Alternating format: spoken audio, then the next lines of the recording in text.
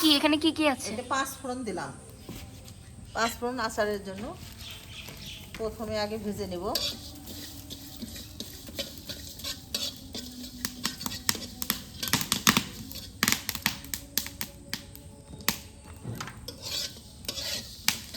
ফুটতেছে।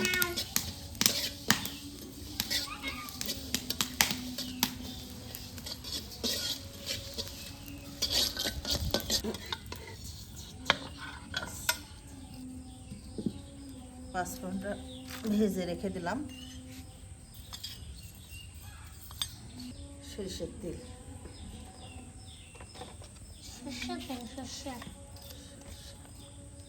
তেল দিলাম, সরিষার তেল।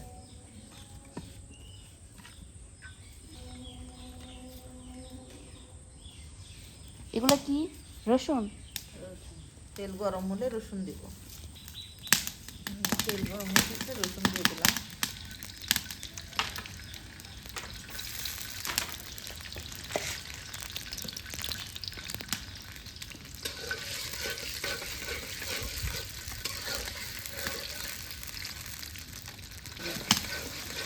থাকলে ফুচকা খেরে চিনি করেন করেন আবার করেন।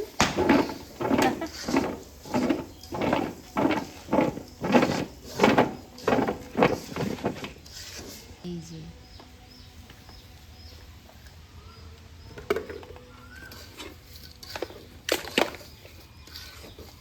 আম ইয়ে করা ছিল, আম খুলে তারপর হলুদ দিয়ে রোদ্রে দিছিলাম। পানি একটু দিয়ে দেবা না, মরিচ দেবা। আচ্ছা, এই আমের মধ্যে কি কি দিছিলেন? শুধু হলুদ দিয়ে মাকে রোদে দিছি। আচ্ছা, দিয়ে দেন, আম দিয়ে দেন। আম দেবো, এই যে আম দিচ্ছি। আম দেওয়া হচ্ছে কড়াইয়ে।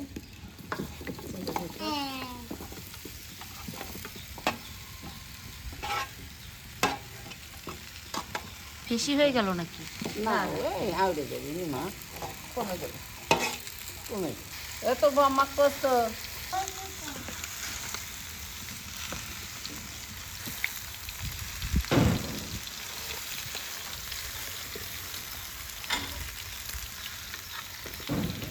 এভাবে চিনি আগে দেওয়ার কারণটা হলো চিনির ভিতরে কোনো পানি থাকবে না।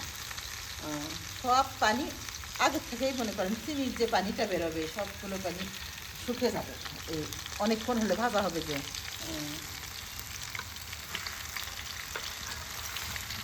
লবণ দিতে কিছুই দিই দেবো, সবই দেবো, লবণ দেবো, তারপরে শুকনো মরিচের গুঁড়ো দেবো।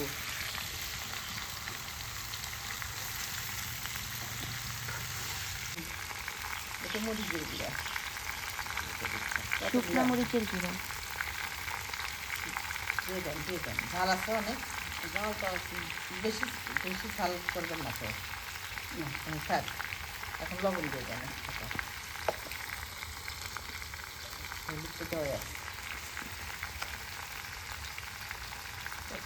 দিয়ে দেন, আরও দেন, হলুদ ঢেলে দেন, আর একটা দেন। থাক।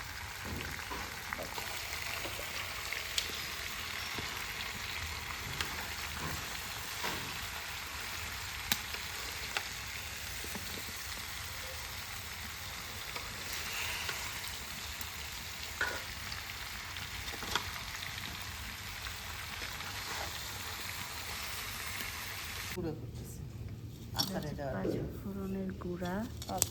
গুঁড়ো সবাইকে আমি ব্লগ শিখাচ্ছি।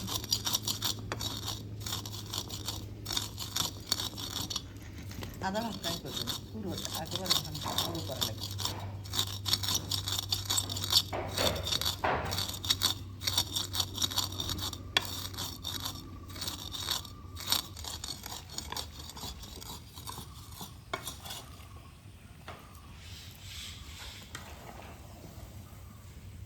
ফোন করো না কে ভালো লাগবে। আমি দিয়ে দিই। এখন হচ্ছে গুড় দিতে হবে। গুড় দিলে কালার আসবে আরেকটু, আর মিষ্টি হবে আরেকটু। যার কারণে এখন একটু গুড় দিবে চিনির বদলে, যাতে কালারটা একটু বাদামি বাদামি হয়।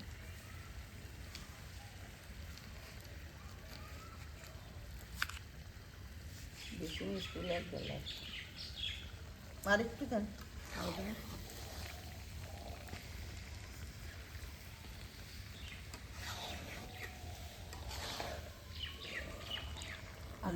না না, এই যে একটু টক মিষ্টি হোক।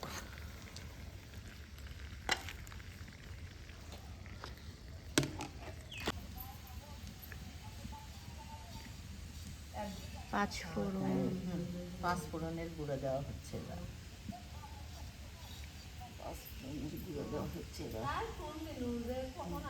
আর একটু দেন, বাস।